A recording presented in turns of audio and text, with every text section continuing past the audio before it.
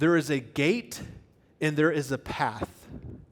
Both are needed for an authentic faith. What's happened right now is some people are all gate, no path. And other people are all path, no gate. And what they're doing is they're actually aiming at each other and defining their movements as the gospel. The gate is not the gospel. The way is not the gospel. The gate is where you say, God, I am a sinner in need of a Savior, and I believe His name is Jesus.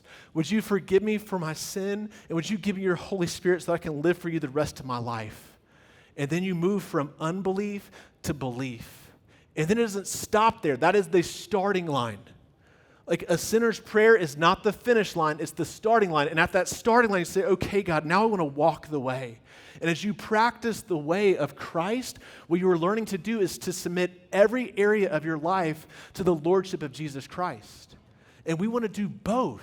And so we live in this cultural moment where people are pitting these things against each other, both misrepresenting them as the gospel. When they're neither the gospel, they're both an appropriate response to the gospel. And so if we want to respond to this, we need to reclaim it.